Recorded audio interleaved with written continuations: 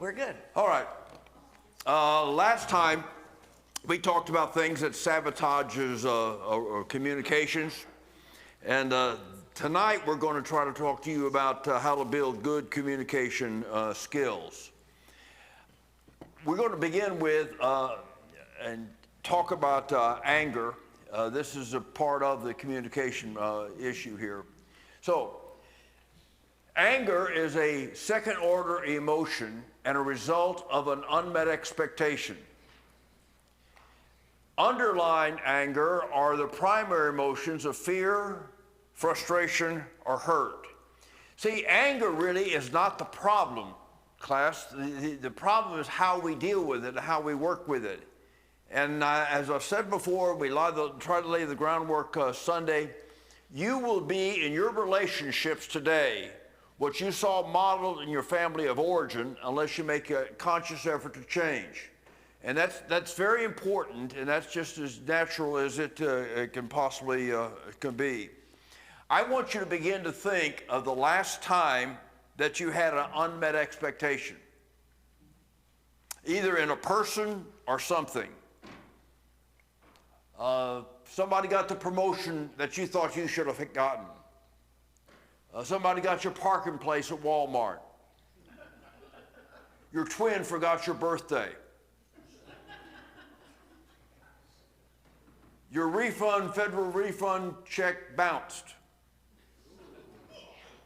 Now, here again, what you are going to do with it, there are several possibilities on how you would handle that, and we'll look at those particular possibilities. One of the definitions that people have of anger is the idea of venting of anger. Now, if that's your only definition, then you're going to have to revise your understanding tonight. Years ago, this is what people were told to do to handle their anger. You know, you don't hold it in, you turn it loose, you know, and really it was very destructive. You got fists through walls, slammed doors, people hurt, and so on. And really that did nothing to deal with the unmet expectation that you have. So really it's not a good choice that you would have at all. Now if you're going to do something like that, do it maybe in a more productive way. Maybe go out and chop wood or wax a car or clean the garage or something like this. But even if you do all those things, it does nothing to deal with the unmet expectation. All right, and I like the way that Jerry uses the word choice, because all of us have unmet expectations, correct? I think most of us throughout our lives have thought about anger as being venting. And I think we've said a couple of times that that is one face of anger, but that is not what anger is. The second choice way that sometimes people will work with unmet expectations is with suppression. And that occurs when an individual knows they have an unmet expectation in themselves, the world, other people, it could be anything, and they make a conscious choice at that point in time not to act on it. This is the proverbial count to 10. Some of us need to count to 100. The 16-year-old daughter breaks curfew again. She's an hour and a half late. And so assuming this is the case, when she comes waltzing in an hour and a half late, you look at her and you say, "We are glad you are safe. Go to bed. We will deal with this in the morning." It's not that we will never deal with this, but we will postpone dealing with this until we can make a good action instead of a knee-jerk reaction. Because if you did what you probably wanted to do, you'd ground her till she was 35. But the problem with suppression is that sometimes we think if it's out of our mind, then it's not going to bother us, and that's not true. Unmet expectations do not go away. Those of you that like science fiction, you're going to love this part. They morph. They do. They morph. They turn into other things. Sometimes they will internalize and become a source of the depressions, and we'll talk about 4 sources of depression, what to do about all that some other night. And sometimes they'll just compound and turn into vented anger. Case in point, let's say I have an unmet expectation in myself, the world. It could be large, small, whatever it would be. And I choose not to act on it at that point in time. And so I just kind of push it down, assuming that it's out of my mind, it's out of my life. That's not true, but that's what I'm thinking. Okay, I'm motoring along through life, and the next 30 minutes, the next hour, the next whatever, I'm going to have another unmet expectation. Life is really nothing more than one unmet expectation after another. And someone, something, or whatever. But I don't deal with that one either, so I push it down. Now, this is not Facebook, but we have 2 friends. You see where this is going to go. I push it down, push it down, push it down, push it down. And just like if I'm physically pushing a coil down, there will come a moment in time where my ability to hold that stuff in is exceeded by the pressure against my hand, correct? And when that happens, the individual, whether it is me or anyone else, will vomit spewed anger on the closest target. And I don't apologize for the verbiage, because it is truly vomited, spewed anger. The punishment never meets the crime. It's the straw that breaks the camel's back. The individual couldn't stand one more thing, and someone was at the wrong place at the wrong time. Now, anything God makes good, Satan can make bad, and there is a time for suppression. Yes. You remember the last week we talked about the man who went to work, and the boss called him in and said, we've seen what you're doing on this project, and the boss said this is not any good. You have to tear it up and start all over again. Was he angry? Yes, but he made a good choice that he suppressed it, because he had he vented on his boss. He liable got fired. So he made a good short-term choice that was good, but then he made a bad choice. He went home. That he went on to the wife about the cooking, and she went on about the radio on too loud, and the little boy. So in other words, it just wasn't a good choice. It was a good short-term choice, but it was not a good long-term choice at all. The third possibility you have is repressed anger. This is the inability to even acknowledge that one has an unmet expectation. Why? Maybe the caregiver did not allow it, or maybe it was basically ignored. We talk about situational depression. Situational depression is nothing more than an emotion surrounding an unmet expectation that are turned inward. And there can be a correlation between repressed anger and some physical problems. And we're not talking about causality, but we're talking about headaches, we're talking about anxiety, we're talking about ulcers, we're talking about even some cancers. And again, we're not talking about causality, but normally we would understand when the mind is having a problem, it can then affect the body. So really what we have here is we've had 3 possibilities: the venting of anger, suppressed anger, and repressed anger. Now, none of those then are good choices. What we're going to do with you now is we're going to then go into a process, or how you can process things in a more positive way. Now, before we actually get into this step-by-step, this is something that we put together years ago as we dealt with people who have anger. There are a number of things that you need to keep in mind. First of all, there's no such thing as a genetically angry personality because of hair color, eye color, or skin color. It's just not there. Now, you say, well, how do I know I have an anger problem? Listen carefully. If you vent more than 2 or 3 times a year, there are either 4 choices or a combination of what's really driving that situation.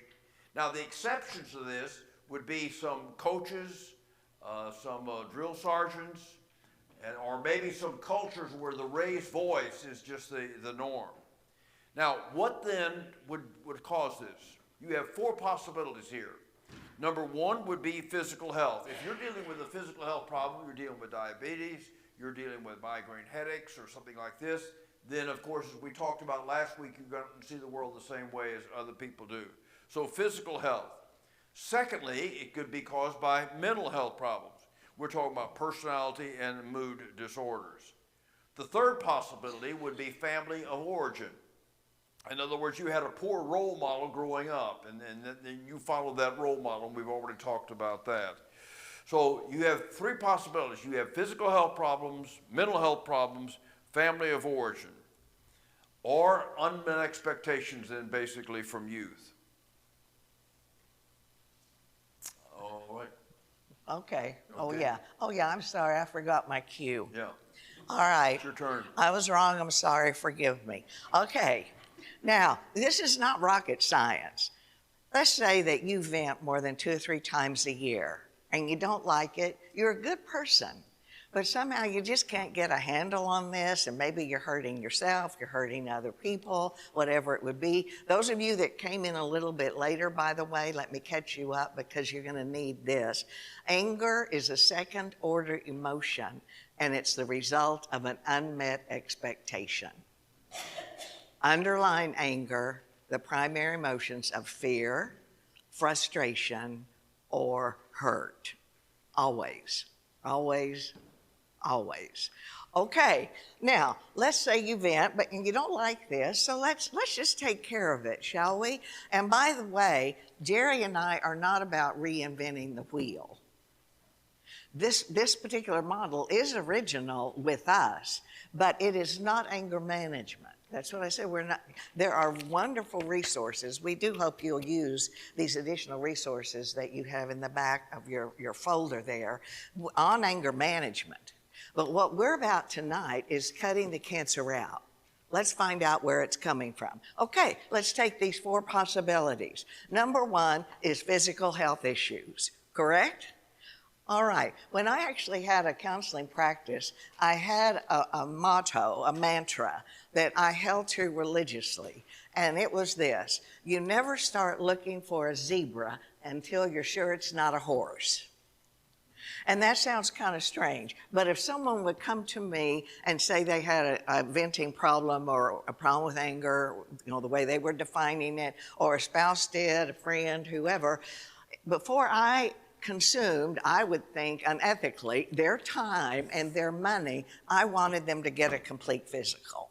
And certainly I'm not the medical doctor, but why make them go through a lot of therapy unless I just want to get rich, right? If it's a thyroid problem, if it's something to do with diabetes, it could be hormonal in women or men, perhaps. And so I wanted a clean bill of health there. And so that's step number 1. That's where you would start. Do you have anything physically that would be feeding that? So let's say you have the physical, you come back and say, no, there's nothing that's feeding that. Okay, fine. Now we're down to 3 possibilities. The next possibility is mental health issues. This can be a little dicey because your best determiner of whether or not there are mental health issues that are causing venting, and by the way, certainly mood disorders, and we'll talk about those more on another night, I believe that's on taking personal inventory. Yeah, or it can be caused by mood disorders or personality disorders, either way. Your best bet is family of origin, your blood relatives, if they'll talk to you about mental health. Was there a venter in your past heritage somewhere? Was there a grandmother, grandfather? Was there a streak of melancholy somewhere that could have morphed maybe into a bipolar in you, or whatever it could be? They're all kind of cousins. And so if your family, if your relatives will talk to you about this is a good determiner. But unfortunately, mental health, at least in my opinion, has been buried much too long. I am a strong advocate for mental health and mental health treatment, and if necessary, better living through chemistry. Now, I am the last person in the world to put the world on medicine, but I'm also the last person in the world that would tell everybody, you just buck it up and get better. Because that's like telling someone that's crippled to win a gold medal in the 100-yard in the Olympics, because they just can't. We're going to talk about why. All right. If no one will really talk to you about your heredity and that tendency, then I would suggest see a good clinician. There are all types of different instruments, tests. They can test mood, they can test personality disorders, all kinds of stuff. And so you might get a pretty good idea. If you can get a read on that, then knowledge is power, some good therapy and some techniques, you're good to go. Maybe medication, I don't know. Whatever, we're going to talk about that too a little bit later. Okay, another session. But let's say that you go through all of that and no, it's not physical health, and now it's not mental health. Okay, we're down to 2, correct? The next one is family of origin. This is the easiest one because remember that accident of birth that we talked about last week? Those first 5 years of life, give or take, and the blocks that represent the genetics pre-wired into us, all those personality characteristics we talked about, plus the early voices that rear us. We're going to talk about more about that in Parenting 101. But was there a basic caregiver in your youth that was a venter? If things didn't go right, did they just yell? Or did they throw things? Or did they hit things? Or maybe road rage or whatever it might be. And you grew up as dysfunctional, if you want to, I hate that because we're all dysfunctional, it's just degrees. But you grew up thinking that was normal. And if you want to do a color analogy, your yellow was red. Because that's just what you do. Okay, if you grew up thinking that you brushed your teeth, going like this, then that's what you're going to do till you figure it out differently. I mean, in the head, not the teeth. Okay, so, where do we learn this stuff? Okay, and so if there was, that's pretty easy to fix. You know where it came from, a little bit of self-help, anger management, maybe professional help for a bit. If you need it, you're good to go. Okay, that leaves number 4. Correct? Unmet expectations. Now, this is big, and just listen, please, very carefully. If your anger is not sudden onset, in other words, there was no event that caused it. If a person experiences sudden loss, it is not uncommon at all for them to vent. Let's say you are experiencing the death of someone you love. You cannot yell at a dead person or someone dying, right? But you have an unmet expectation. They shouldn't leave me, they shouldn't suffer, and so what's going to happen? It's going to go somewhere, but that's temporary. If someone loses a job and it just spins them into a no man's land, what are you going to do? Yell at a faceless corporation? An organization that doesn't know, you can't, there's no face. And so what happens? You have an unmet expectation, sudden onset, so it's not unusual then to yell and to vent on the people that we say we love the most. We talked about that last week, that have to put up with us. However, if you have vented from adolescence on, in other words, it's not sudden onset. It is not event-oriented. You have vented from adolescence on, and it is not one of the other 3, mental health, physical health, or no poor role model, family of origin, then you are down to just 4 other unmet expectations that can literally drive an angry person throughout their lifespan if not addressed. Okay, the 4 unmet expectations that she's talking about. Number 1, you're disappointed in yourself. You're disappointed in what you've accomplished. You're disappointed in what you've done. You're disappointed in how you look. In other words, you just have a very negative attitude toward yourself. Secondly, you cannot be perfect in everything you do. Now, you understand that being perfect is an unrealistic expectation. But if you grew up in a family of origin where perfection was the goal, and you realize you cannot be perfect, then, of course, that's an unmet expectation. Third, you cannot be good enough. In other words, regardless of what you do, it's just not good enough. In other words, you see yourself then as a failure. The 4th unmet expectation is you cannot control your environment. You cannot control your spouse, you cannot control your family, you cannot control your kids, you can't control the people at church, you can't control the work. In other words, everything around you then is basically out of control. So the 4 unmet expectations are, number 1, you're disappointing yourself. Number 2, you cannot be perfect, even though you realize that that's not really possible. Thirdly, regardless of what you do, it won't be good enough. And fourth, you cannot control your environment.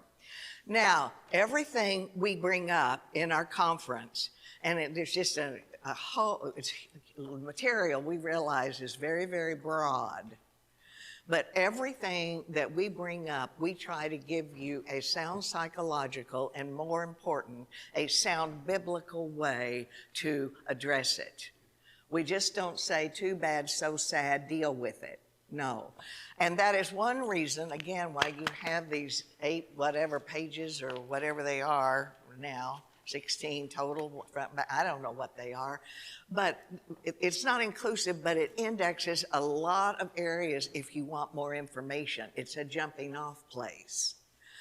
Okay, we will address, I'm disappointed in myself, I can't be perfect, and regardless of what I do, it's just not good enough. We will talk about that and better yet what to do with all of that, and it won't involve 35 years of therapy. Aren't you glad?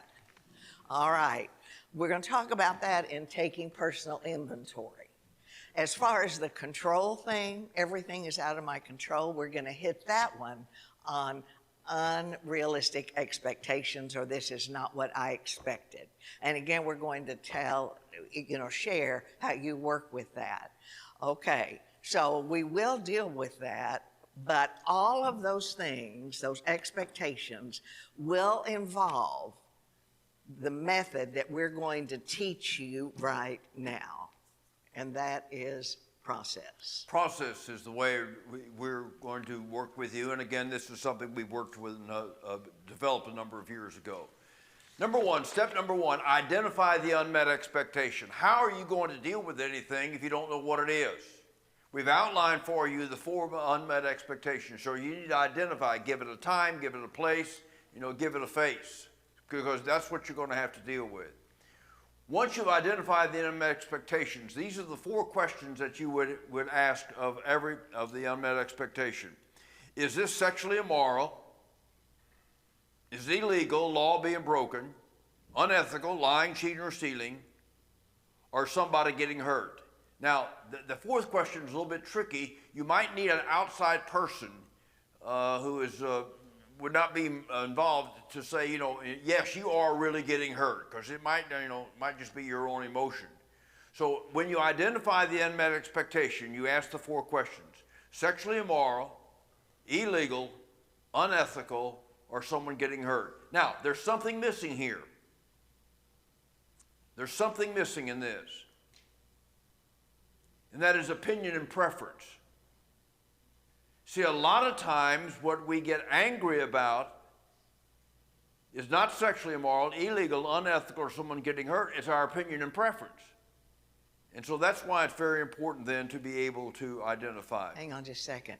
All right, if you are like Jerry or me or anyone that we've ever worked with, and I already told you, I played the trump card that life is nothing more than one unmet expectation after another, correct? And so in order to really work this particular formula, you kind of take it in layers.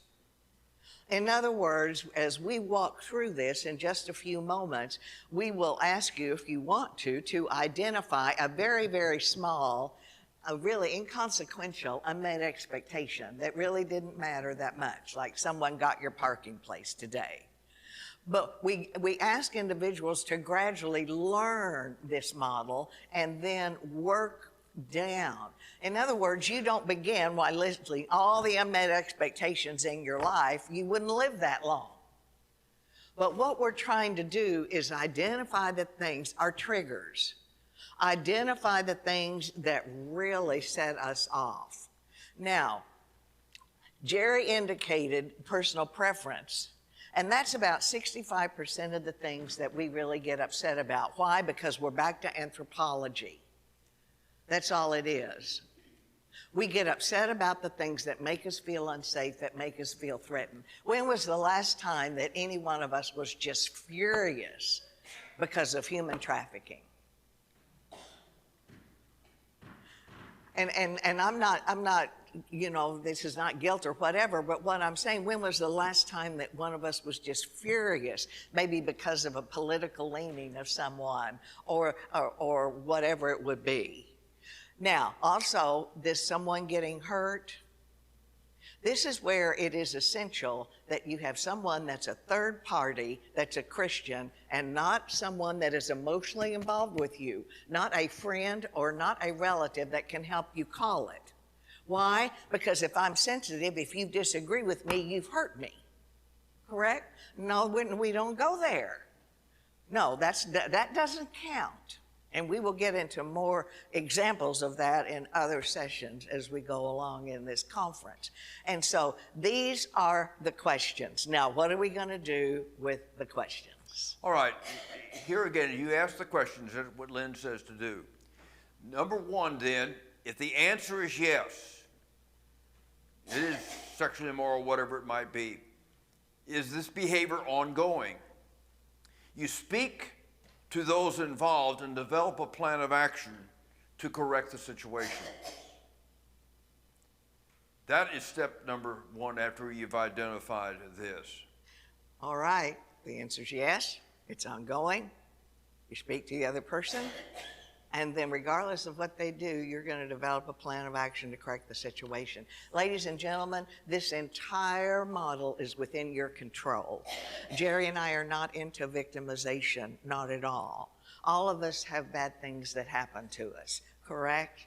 But what we're about now is empowering you to take control over what it is that is really paralyzing you. Now, as I indicated a while ago, if you're good at multitasking, pick a really small unmet expectation, and as I walk through and give you an example of this, I want you to pull up beside me and you do this. But if you would prefer just to listen, then I would implore you in the next 24 hours, and you don't have to sit down and do it. You can do it while you're doing the dishes, while you're taking a shower, whatever it would be. Just think of a really small unmet expectation and then work this formula. Claim ownership of it. Teach it to your children and your grandchildren. How we could change a whole society if we could just teach people how to maturely work with unmet expectations. Certainly the world would be a much kinder, gentler place. At least we could make our little corner of it better. Okay, the example that I'm going to use is, let's use spousal abuse, child abuse. Okay, we're just going to call that forth. And your spouse is coming home hitting you, hitting the kids. All right? Now, we're going to just walk through this. But the exception to what I'm about to say is this. If with the first offense, you determine someone's life is in danger, it's one strike and you're out. Mm-hmm. Okay? There are no overs. There are no overs. But let's assume that it's not life-threatening, but your spouse is hitting you, shoving you, hitting the kids, shoving, this kind of stuff. It's hurtful. All right. Now, before you actually work this particular model, if this is your case or you're counseling someone in this situation, it is imperative that you have a plan of action if it goes south. In other words, don't call wolf. You know the old parable. Okay, unless you are ready to act. So your best case scenario would look like this. Oh, wait a minute. Let's ask the questions. Sorry. Okay. Spousal child abuse. Ask the 4 questions. Sexually immoral. Probably not. Illegal? Unethical? And would someone who's a Christian, objective third party, say someone was getting hurt? Yes. Okay? So, in other words, you've got to act. So your best case scenario is you go to this individual and you say, I love you, but this is unacceptable. This is not about me or the children. It is about you and some issues within you. Something is going to have to give. Your best case scenario is that this individual will say, you're right. It's me. I've got some stuff I need to work with.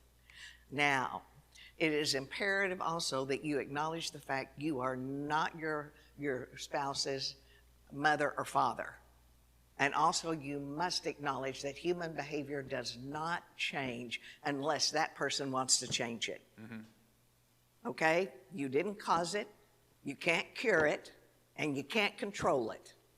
It is their responsibility. Now, if they say, yeah, it's about me, you pray with your spouse, you stay with your spouse. It is their job to get the resources necessary, maybe with anger management. Well, hopefully they learn how to cut the cancer out using something like this.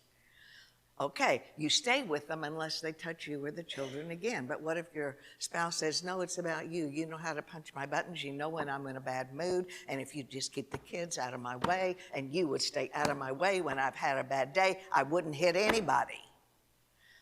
Ladies and gentlemen, as far as I'm concerned, you really don't have a choice. You look at your spouse and say, I'm really sorry you feel that way. But you touch one of us one more time and I'm out of here with the children. And part of your safe plan is you have a safe place to go. That is arranged ahead of time. Ladies and gentlemen, I've said it for decades and I will not back up. It is better to rear a child in a shelter than with an abusive spouse, parent. Why? It really is one of the proverbial curses of the mother and the sins of the father. Because you know what the scientific research says? If a person just tries to look beyond it and ignore it and hope it goes away, it takes 5 generations for it to stop. 5. So what's really happening is that you are sentencing your children and your grandchildren to dysfunction. And you may say, well, why is that the case? Why the big deal? The reason why it's a big deal is because children tend to follow what we call the same-sex role model. If a little boy grows up in a home where the father just rants and raves and the female just try to stay out of the way and keep everybody happy, he will grow up with a feeling of entitlement. In other words, that's what males do. We used the color analogy last week. In other words, his red is actually blue. In other words, that's the normal thing for him. And if the little girl grows up in that kind of a home where the male figure rants and raves and does all kinds of things, and the mother tries to just dance fast and stay out of the way and so on, and keep things running smoothly, then she is at risk then to grow up and seek to marry an abusive, controlling male. Why? Because you see, that's what she sees as normal, and that's why we keep coming back then to the family of origin. So that's why it's such a big deal. All right, one more thing. I'll be the first to admit that emotional verbal abuse is usually much more damaging than physical abuse. It's harder to prove legally, certainly in the medical field, psychological fields, because there is nothing overt to look at. This is why, if you suspect verbal, emotional, mental abuse, that is imperative, where you have to get someone that's a third person. And your relatives don't count. A close friend won't count, right? You know, someone that will be totally honest and as objective as they can be. On your additional resource list, you want to make a quick note, page 2. At the first 2 titles under Marriage in Crisis, you will see 2 excellent books and how you define mental abuse. What is sexual abuse in a marriage? Spouses rape spouses all the time. And we're going to talk about that in the conference. But those first 2 titles, the bottom of page 2, these are Christian authors, by the way. When Love Turns to Fear, Answers from an Abuse Survivor, Allison Ogden, wonderful young Christian woman, lives in Sugar Land, Texas. And the second one, Setting Captives Free, A Christian Theology for Domestic Violence by Ron Clark. If you work with people in the trenches in any form at all, you probably want the books just for your library, because they can be very, very helpful. And then, of course, there are other titles that spin off of those. Okay, enough of that. Let's move on to the final step. Final step is this. If the answer is no, in other words, personal preference, or if the answer is yes, but the behavior is not ongoing, you speak to the other person, that if you choose to, and if they will not work with you to resolve the situation, you're going to be prepared then to modify your expectations. Read it again, please. Can you read it again? If the answer is no, personal preference, in other words, it's not immoral, illegal, unethical, no one's getting hurt. Or if the answer is yes, but the behavior is not ongoing, you speak to the other person if you choose to, and if they will not work with you for a resolution, you're going to have to prepare then to modify your expectations. Okay, because of the time element, I'm going to jump into the most horrible unmet expectation that I can even think of that has the ability to literally paralyze a person their entire life, and that is childhood sexual abuse. And I hate to even say those words because I know for some of you in an audience this size, that is part of your background. And my heart cries for you. That should never happen to anybody. But I can also tell you with every bit of compassion in me, there is no piece of scientific research anywhere that says because this happened to you at this point in life, you are going to be this kind of person. It's not in the science. Don't read the money books. You know, all the money books, you can find a money book that will tell you anything you want to believe. But if you really want to know what the science is, pay a little bit of money and subscribe to the publications of the American Medical Association, the American Psychological Association, and the journals that work with psychiatry, and actually see, ladies and gentlemen, there are too many variables. We are not homogeneous eyeballs. We're not. Variables, a lot of it has to do with Cloninger's work.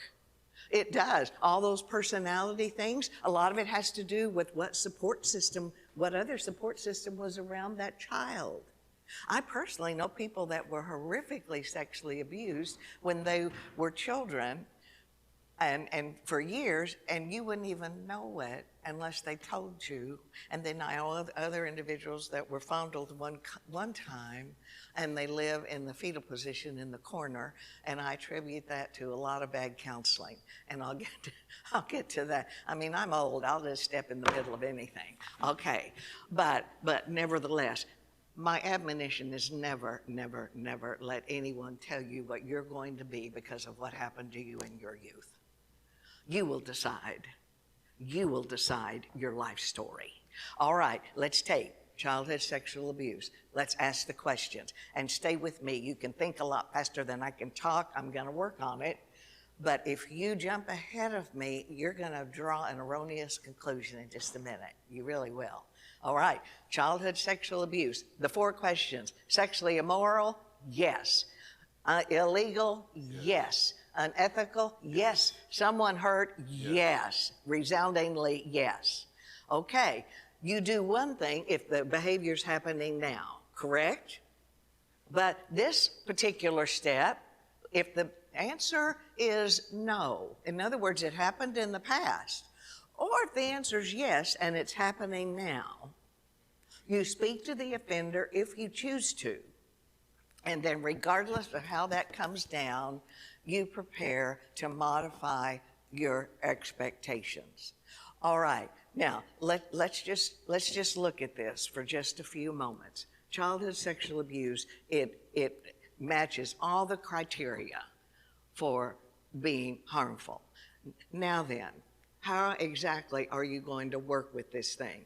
See, it says that you speak to the other person if you choose to. The reason that's in parentheses is in our experience, most of the time, it seems, the offender will deny it, and sometimes they're dead. If you want to confront someone so they will know that you know, that's fine. But if you want an apology and some type of whatever, that they're sorry, as a clinician, I'm going to advise highly against it because there is a high probability that you're not going to get it. You're just not. I know hundreds and hundreds of people all over these United States. They don't live, they just exist. Why? Because they are waiting for an apology, vindication of something that happened to them when they were very young. And it just breaks my heart. And I try to convince them, you know, this person took something very, very precious from you, but they cannot have the rest of your life unless you give it to them. That will be your choice. Okay, regardless of where you come down with all of that, if you are ever going to get over this stuff, ever, you're going to have to modify an expectation. You say, wait a minute, childhood sexual abuse is wrong. I cannot modify that. Yes, it is wrong, and no, you will not modify that. You must not. But if you're ever going to get over this, and so many of the other unmet expectations that can drive our anger and all of that stuff inside throughout a lifetime, you're going to have to modify the expectation that underlies the apparent expectation. And that's the expectation that life should be fair, that good things should happen to good people, that I would never do this to anybody, and it should never to happen to me. And once cognitively you can get to that point, really claim ownership, your emotions will trail your intellect every time. Listen carefully. At that point, you must give yourself a chance to mourn the loss. Mourn the loss of the innocence. Mourn the loss of the youth. You need that. You deserve that. And for some people, it will be a harder journey than for others. And no one has the right to say, okay, you're finished now. But the thing that I would impress on every one of us as we work with people, there comes a time to stop telling the story. This is where I think the secular counseling, and I'm sure David would agree with me, the secular version of my own profession has messed us up so badly, especially with the onset of the feminist movement, not the humanistic movement in the 1970s. Because at that point, everything was all about me and how you're impacting me and this effect this has on me. And what it has really done has launched now into adulthood, and as I was grandparents, selfish people. People that really don't have the ability to look through events. When you get to that point, you can acknowledge life is not fair, but this will not define who I am. You do the mourning process. And then with good self-help, and there are excellent books. If you look under Issues from Youth, Sexual Abuse, and they're on here, or See Me, I've even got more. Then with good self-help or good, godly Christian counseling, you stop looking at the event and you start looking through the event to the God on the other side who promises good out of bad. This is Christian psychology at its very, very best. That's why God is God. Everything that happens to us in our life, He can use it for our good and His glory if we will just be malleable, if we will allow it. And then it comes with faith eyes. You know, faith is an adjective. It is. Faith eyes. You don't look at events, you look through events. You make them translucent. That's the key. And it's hard. Why? Because I want to focus on me. But with godly determination, it literally, in time, it turns a life around. It's amazing to me that the greatest psychiatrist, psychologist that ever walked the earth came in the form of a what? A servant. The wrong question is, why do bad things happen to good people? Some of you that have heard me speak before, you know the right question. What can God do with this? How can I grow? How can I bless the lives of other people, even with empathy, because I was allowed in this situation? Ladies and gentlemen, the answer has been there all along. we want to say it's all about me, how you treat me, be good to me, poor me, pitiful me. The greatest of the great said, you know what? It has absolutely nothing to do with you. It's all about me. If I can help you further, just let me know. In our normal conference, we have a whole section on forgiveness, and we feel that it needs to be inserted right here. So we're going to say a few comments about that. But like I said, we're not doing the presentation that talks about forgiveness, but we need to say a few things about it before we develop the conflict model. We're going to back up one. Do what? Okay. Go ahead. There you go. Okay, that's all right. All right. Number one is you need to understand the difference between forgiveness and reconciliation. People get these confused all the time. Forgiveness involves one person, that's you. In other words, here again, reconciliation involves two peoples. See, for instance, you have a problem with a person, you sit down, you work it out, and you reconcile. There are going to be some people that you can forgive that you never reconcile with. I mean, that's just the way life is going to be. So that's very important to understand. What happens is when you do not forgive, you tend to have being filled with resentment. Resentment is nothing more than taking poison and waiting for somebody else to die. In other words, it's not going to be helpful. It's going to be very detrimental with this. In other words, you have to sort of close the door and go. We come back to what Lynn talked about here, about the idea of focusing on God. In other words, you don't look at the event, as bad as it was, but you look through the event to the God on the other side who promised good out of bad. I remember what Claudette said one time. She said, if good things happen to good people and bad things happen to bad people, we'd be good for the wrong reasons. It's so true. Keep that in mind. There are going to be some bad things happen to good people. Be wrong place, wrong time. Whether it's a hurricane in Florida or a tornado in North Carolina. Things are going to be that way. And again, you look then for the good rather than major in the bad. Don't forget, forgiveness involves releasing your right to be hurt. You've hurt me. I have a right to be hurt, but I will release you into the hands of the Almighty for judgment where I sit myself. Okay, we're going to talk about developing this conflict resolution model. We promised you this before. You see, if the way you're resolving difficulties right now is not acceptable to both, then something needs to change. How is it going to work? Turn over to your next page there, and you see the guidelines for the double V. I'm going to just hit the highlights of that. You can read that more in detail later on. Number one, if Lynn comes to me and says, I have a problem, then we have a problem. You remember we talked about the defense mechanisms and so on? About denial. In other words, that's the first place I want to go. Well, I don't have a problem, you're the problem. That might be true. But if she says we have a problem, then we have a problem. When, where, and how are we going to deal with it? Prime time, from 8 o'clock in the morning, maybe 9 o'clock at night. Starting a problem, solving a problem at 11 o'clock at night is usually not a good idea. The bedroom might not be the best place, maybe the living room or dining room, back porch, or front porch.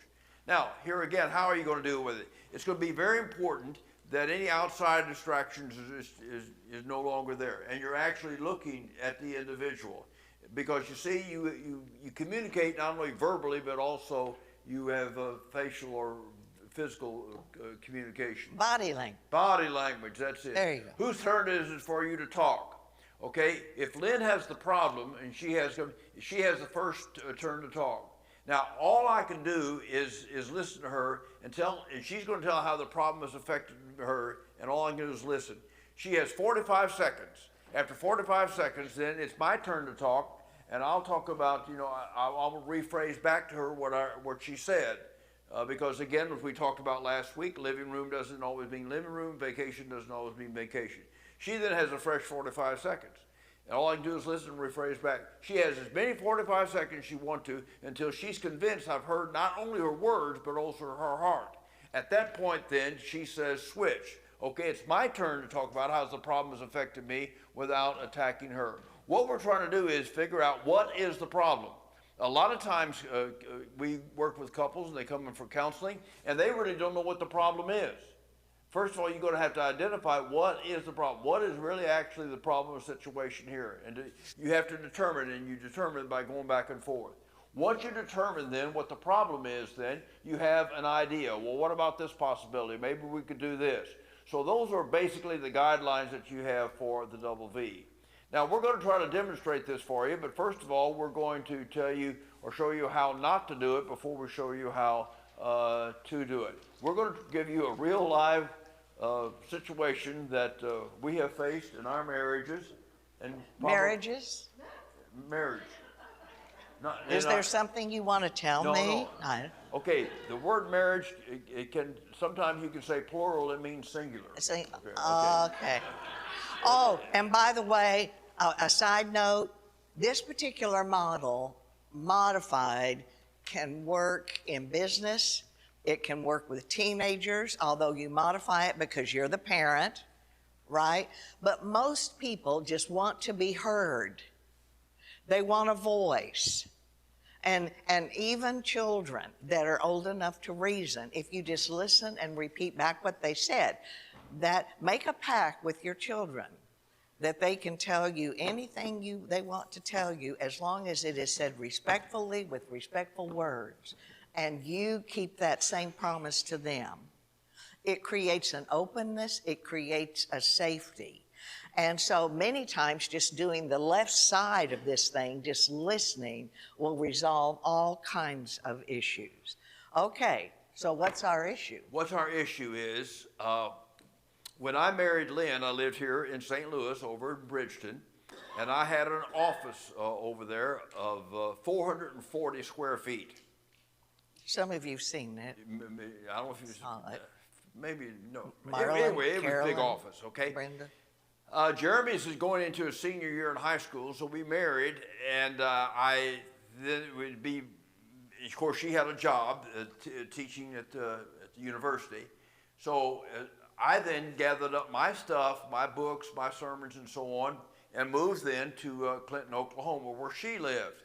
We rented then a 3-bedroom townhouse, 1 bedroom for us, 1 bedroom for Jeremy, and the 3rd bedroom, smallest of the 3, was going to be the office, which was pretty small. And I thought, boy, this is going to be a challenge.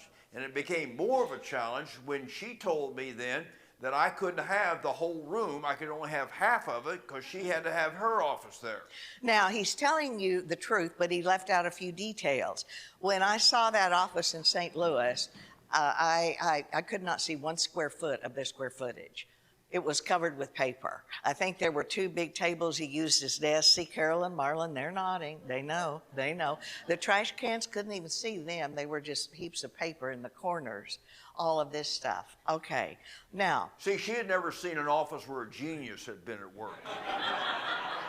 This is another issue we haven't talked about. It's called the delusion of grandeur, but we'll work with that later. Okay, now, keep in mind, I'm teaching summer school that year. So a couple of weeks after we marry in late May, I start teaching summer school. I was a working mom for a period of time, single mom for a period of time. We each have our mode of operation, right?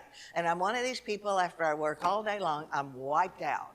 And so I would prefer to arise a little earlier, straighten out the nest, so if the world was chaotic, when I came home, the nest was not. Now, I didn't dust, didn't vacuum, nothing like that, but usually started a load of laundry, put dishes in the dishwasher, made the bed, okay, that kind of thing. All right, now, keep in mind also, he's home all day during the week, right? And gone in the evening. No, gone on the weekends. I'm not gone on the evenings. No, you're home on the evenings. We're both home in the evenings. Okay, he's gone on the weekends and I'm home. So it's kind of disjointed anyway. All right, we marry. I continue my mode of operation. I get up, I straighten out the place, and I leave. However, what I found when I came home was not even in the family of what I left. Evidently, it didn't take him long to fill up the little office because he had moved down to our bedroom. Stuff on the floor, on the bed, on the vanity, needed more room. Moved into Jeremy's room. I don't know why in the world Jeremy allowed that, but on his bed, his desk, the floor, needed more room, down to only the little living area we had, 2 couches, a little end table, covered with stuff. Moved into the only dining area we had, stuff all over the table, into the kitchen. There were Dr. Pepper cans and sandwich wrappers and newspapers, and into the laundry room, mail coming in, mail going out on the washer and the dryer, and that was the entirety of the place except for the bathroom. Bathroom too small to put anything in there. All right. In other words, I could not change clothes, open the closet door. I couldn't sit down on the couch. I couldn't cook if I want. I could do nothing without moving the creeping crud. All right. Now, Nice stuff. That's right. Now, keep in mind, this is almost 30 years ago. And so it was long before this model that we just taught you was developed. And the only thing I knew how to do way back then was to try to talk myself out of the unmet expectation. You know, it doesn't work, but that's all I knew how to do. And so to counter, I have unmet expectations. This place is a mess. And so what I'm doing mentally, I'm going through all of his good points. Mentally, he's a wonderful man. He's a Christian giant. He's so good to me. He's so good to the boys. He's helping so many people. And all those things are true, but 6 weeks in, it is not working. Because it's also true, he's trashing this house. Okay, for our argument tonight, we will assume for the 5th day in a row, I come home and can barely get in the door. I will already be tired on a Friday afternoon. Let's complicate it. Let's say my department chairman has been in my face about something. In other words, this is not a good day. All right, the spring's just about to, you know what's gonna happen here. All right, and here is all this stuff. Now, this is not the really way we did it. We're showing you how not to do it before we show you how to do it, okay? And this is a play. Yeah. We've made children cry, but I don't think children are in here. Okay, you're going to have to listen to us because we're going to have to ask you to help analyze this thing. You're going to okay? see why it goes south. Here we go. Jerry, I don't mind working. I don't mind cleaning up. I don't mind doing any of those things. But honestly, when I try so hard and look at me, this is important, not that silly look. Your sense of humor isn't going to get you out of this one. I have never known anyone that can trash this much space in this what? Time out, lady. If you don't take a breath here, you're going to suffocate today. I am not the problem in this marriage. I didn't You're do nothing this. but a neat freak is what you are, Oh, okay? well, you're a slob. Yeah, you are. Listen, all like I've you, heard bring in the this rats, marriage bring the mice, bring the rats. is a place for everything and everything in its place. That is not in the Bible. Well, at least I can find things. Well, you that's not can't really even no find way. things. You're always asking me, have you seen this? Have you seen this? Or what? Yeah, well, you know what do you think? That's not the problem. What? This place is fine. What is the problem? I don't know what you got the problem. I don't have it. No, your father is your problem. How's my father? I bet he was He's a been slob, dead for just 30 like years. you, just like you. No, And by no, the way, you know that thing out in the garage called the lawnmower? What? Yeah, the lawnmower. More than one of us can use it. More You than know one what of us the can real clean it up. problem More is? than one of us. Your mother should have taught you to cook. Oh!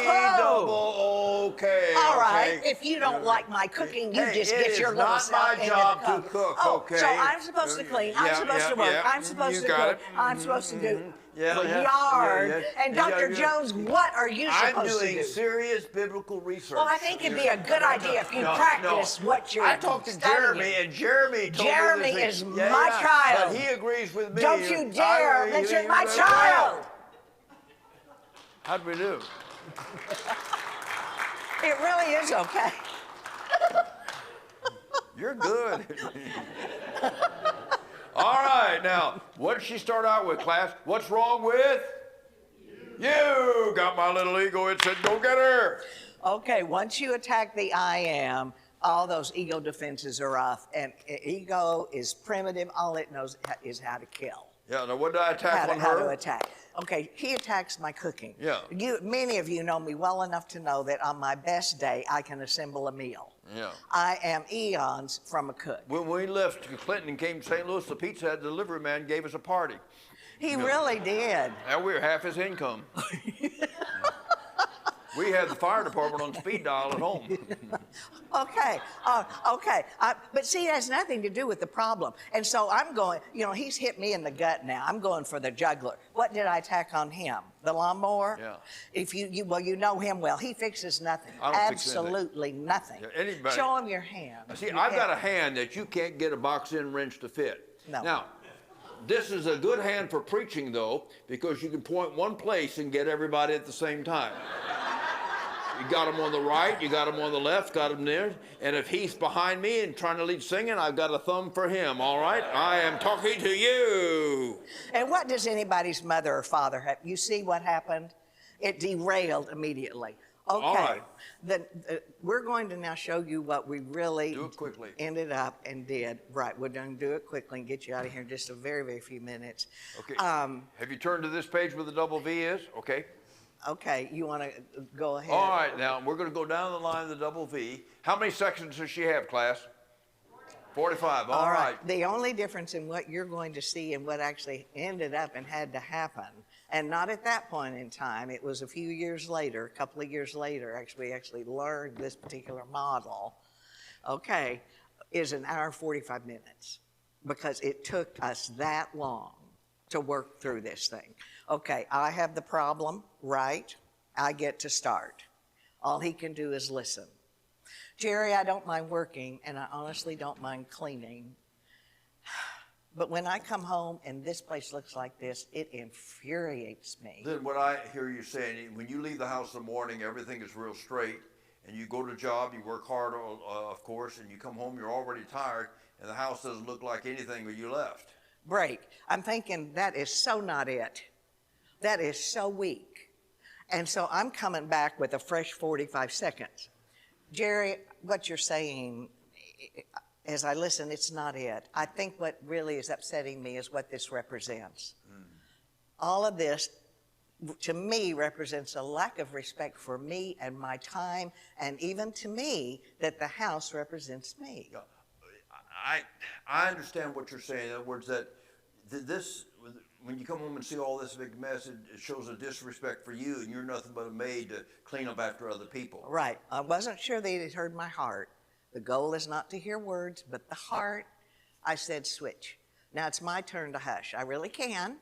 And we're still coming down the left side of the V, and it's my turn to listen to his perspective of the same thing. No one died and made me boss of the way he sees the world. Lynn, my struggle in this small office has to do with all the things I'm doing. I'm writing a book, I'm writing notes, letters, I'm writing a sermon, doing a number of things. And so if I spread them out all over the house, I can go from project to project.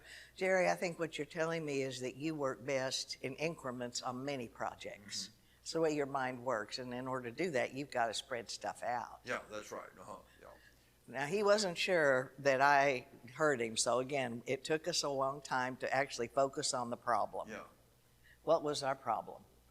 Here's what our problem is. Number one, we disagreed on how to do projects. We still do. Yeah, here again. So what we had to do then. And we disagreed on what neatness means. Yeah. We still do. We still do on that one, that's for sure. Yeah, that's right. All right, now let's go to the last page and we'll talk about negotiating your differences.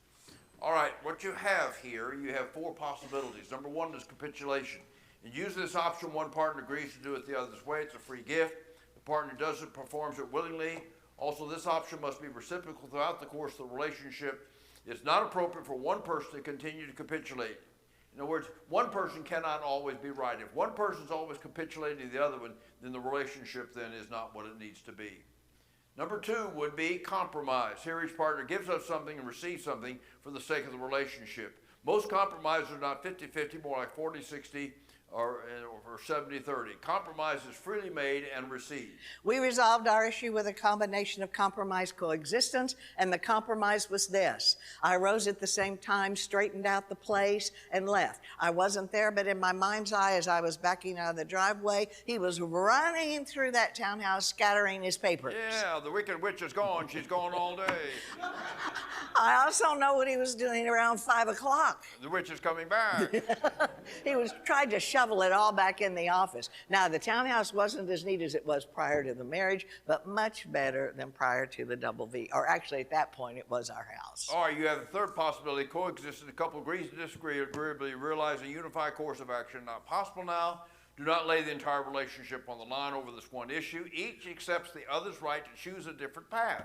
Either partner needs to bring up the issue for discussion at a later date. All right, this is what we did in the little office itself. And again, about 65% of the things that you disagree about, if they're not sexually immoral, illegal, unethical, or hurtful, you're going to have to just get over it. because of what we talked about last week. We're just different. Coexistence. I wasn't in the office very often. I had a little computer I worked on. He had the rest of the office. I did not dust his area. I did not vacuum his area. I do admit I emptied the trash can in there one time and threw away something he had filed in there, evidently. I don't know. But Okay, every smart man. Bosky, have you ever thrown something away and realized the next day you needed it? yeah. Yes, of course, everybody. We couldn't find that piece of paper. It set our brotherhood back 25 years. Part of our problem is this woman you gave me. Guilty. Guilty. And so we coexisted in there and just left each other alone.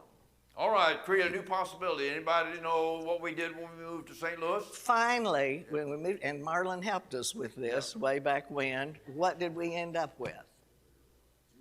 Two You offices, got it. that's right. Mine is in the basement, hers on the second floor. The twain will never meet. Mine is referred to as the Holy of Holies. You're not allowed to enter it without the high priest's permission, and I am the high priest. Mine is very small, it's very organized. It's also where we keep everything we have to have. Plane tickets, not plane tickets anymore, but tax receipts and all kinds of other stuff. Now then, I've got this is the truth. He has, and ask Brenda, because she's seen the pictures. I've sent them to her. All right, at this point, and his office is very large, he cannot even get in the door. He can't, it's just stuff. And so what he has gradually done, when I'm not in my office, he has gradually migrated in there. And if I need to come in there and work, mine is very small, but he'll just sit in the chair on the side, right, Brenda? Right on the side, waiting for me to get finished, so he can have the bigger chair and do his thing. But he begins to scatter. But we have a rule: every 3 days, if he doesn't clean it out and organize it, I pick it all up and throw it away. I mean, that's our deal. That's our deal. And if he doesn't like it, he can clean out his own office and work there where he should be anyway, or he can be very clean in my office. Okay. And that's the way we work. All right. If the way you're resolving your difficulties now and disagreements is not acceptable, something needs to change. We would suggest you try this, maybe start on some small deal rather than some kind of big Absolutely. deal. Very All right. small. All right. We've kept him over. We got to let him That's go. right. Okay. Be sure to bring the additional resource back with the list Right. next week. We're going to talk about unrealistic expectations. We're going to talk about sexuality and finances. How do you maintain sexual passion throughout the length of the marriage? Usually when I announce that, the men punch the wives and say, we're coming next week. Okay? We're not missing this one, okay? If you don't have an additional resource list, we don't have it in the back, we will have some on the table for you to pick up, and you'll need to pick them up when you come in. Thank the child care people. Yes, and thank you you. very much. Good night and God bless. Thank you.